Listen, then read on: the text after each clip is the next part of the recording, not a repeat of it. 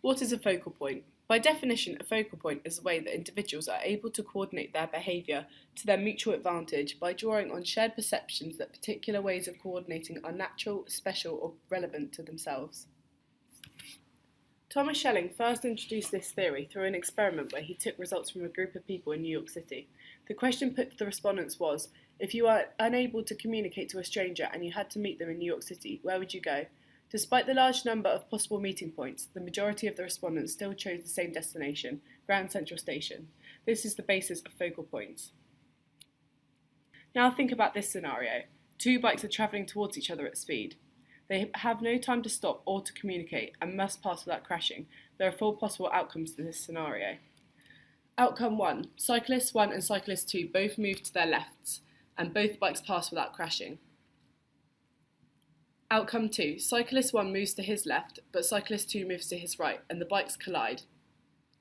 Outcome 3. Cyclist 1 moves to his right, but Cyclist 2 moves to his left, and the bikes collide.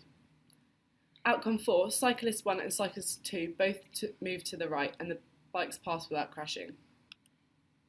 This leads to a payoff matrix. Clearly, in this example, there is two preferred outcomes, both where the cyclists pass each other successfully and do not collide.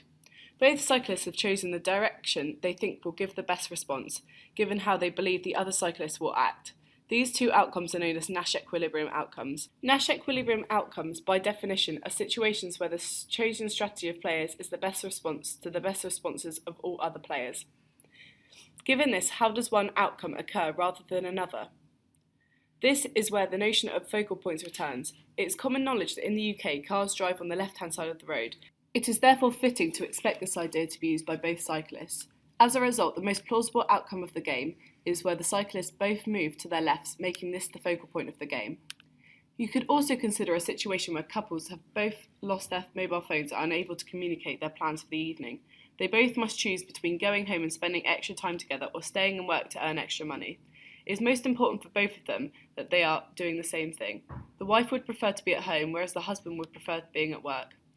As shown in the payoff matrix, there are again four possible outcomes. The result of this game once again gives two Nash equilibria, home, home and work, work, which both have the same utility. Social norms suggest that in a relationship, the husband generally chooses the outcome that will please his wife the most, and therefore home, home is the most plausible outcome and the focal point. Finally, consider this game show where two people are firstly asked to choose the same date in a given week to win a prize. There is no communication, and in this example, they are complete strangers. They must choose a date in the week starting on Monday the 9th of October 2017, finishing on Sunday the 15th of October.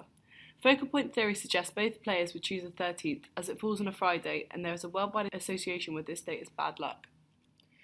Now they must choose a date in the month of November. The probability of choosing the same date has decreased. However, the tradition of bonfire night in the UK could act as a focal point, guiding them both to choose the 5th of November. Changing the game slightly, the players are now a couple and must choose a date in a month, although communication is still banned. Unlike previously, they have personal common interests, and so certain dates, such as their anniversary, would stand out to them, although from an outside perspective no focal point would be seen. Now think back to the people meeting in New York. How did they manage to both choose to meet in Grand Central Station? Social norms and rational behaviour leads us to certain more plausible outcomes. Through the various scenarios we have covered, we have shown focal points can be found integrated into the decision-making processes in everyday life.